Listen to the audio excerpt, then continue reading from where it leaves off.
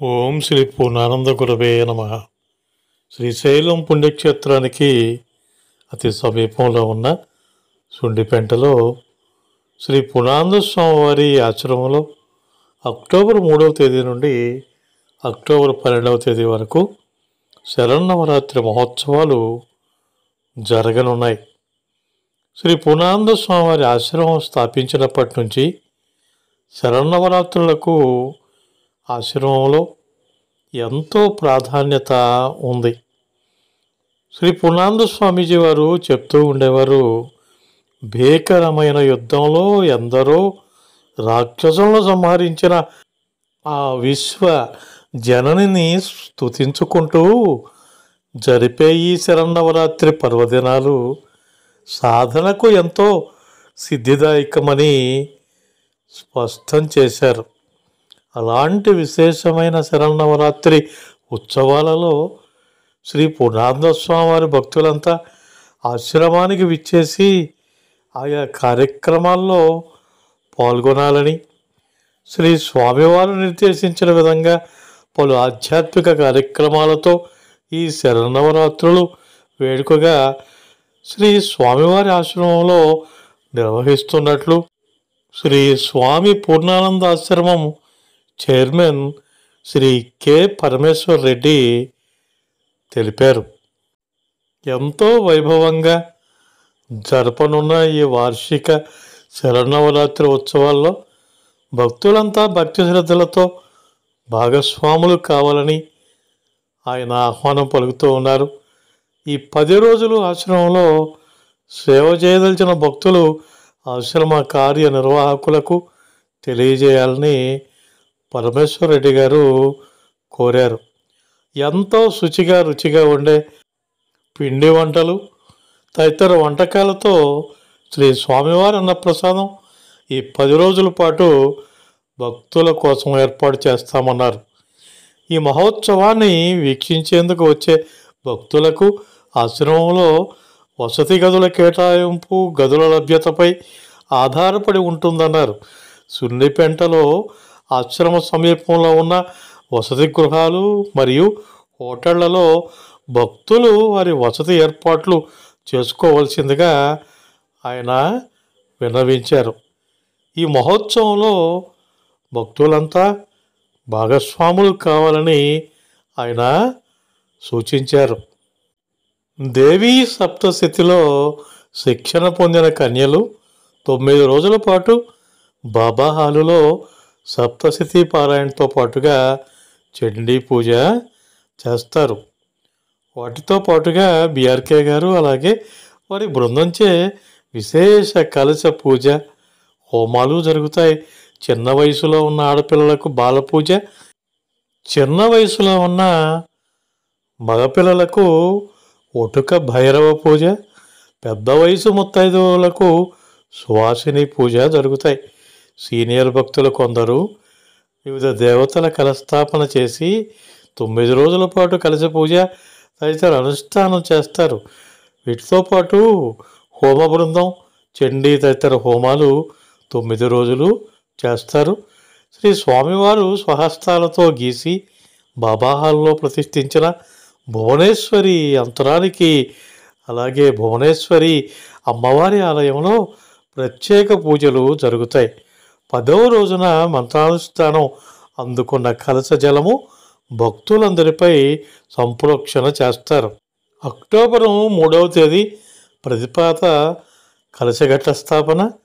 తమ తల్లిదండ్రులకు ఆనందాన్ని ప్రసాదించిన దుర్గమ్మ మొదటి అంశ శైలపుత్రి అమ్మవారిని స్తుతించే రోజుగా నిర్ణయించారు. అలాగే 4వ తేదీ ఎంతో తపోనిష్టతో బ్రహ్మచర్యాన్ని ఆచరించి సాక్షాత్తు ఆ శివ సాంగత్యాన్ని పొందిన దుర్గమ్మ 2వ అంశ బ్రహ్మచారిణి అమ్మవారిని స్తుతించే రోజుగా నిర్ణయించారు. అక్టోబరు 5వ తేదీ శిష్టరక్షణకు ఎందరో రాక్షసులను సంహరించిన దుర్గమ్మ 3వ అంశ చంద్రఘంట అమ్మవారిని స్తుతించే రోజుగా నిర్ణయించారు. అక్టోబరు 6వ తేదీ ఈ సృష్టికి కారకురాలైన దుర్గమ్మ 4వ అంశ కూష్మాండ అమ్మవారిని స్తుతించే రోజుగా నిర్ణయించారు. అక్టోబర్ 7వ తేదీ ప్రతి మనిషి మూలాధార చక్రంలో కుండలిని రూపంలో ఉన్న దుర్గమ్మ 5వ అంశ స్కందమాత అమ్మవారిని స్తుతించే రోజు. అక్టోబరు 8వ తేదీ తన భక్తులపై వరాల జల్లు కురిపించే దుర్గమ్మ 6వ అంశ కాత్యాయని అమ్మవారిని స్తుతించే రోజుగా నిర్ణయించారు. అక్టోబర్ 9వ తేదీ దట్టమైన చీకటితో మహామాయగా సాకారమైన దుర్గమ్మ 7వ అంశ కాళరాత్రి అమ్మవారిని స్తుతించే రోజుగా నిర్ణయించారు. అక్టోబర్ 10వ తేదీ ఆ విశ్వజనని యొక్క ప్రాతిపత్యానికి నిలువెత్తు నిదర్శనమైన మహాగౌరి అమ్మవారిని స్తుతించే రోజుగా నిర్ణయించారు. అక్టోబరు 11వ తేదీ ఈ బ్రహ్మస్థ పాలకులైన త్రిమూర్తులకు సృష్టి స్థితి లయ శక్తులను ప్రసాదించిన సిద్ధిదాత్రి అమ్మవారిని స్తుతించే రోజుగా నిర్ణయించారు. అక్టోబర్ 12వ తేదీ విజయదశమి. ఎంతో వైభవంగా ఈ కార్యక్రమాన్ని నిర్వహించనున్నారు.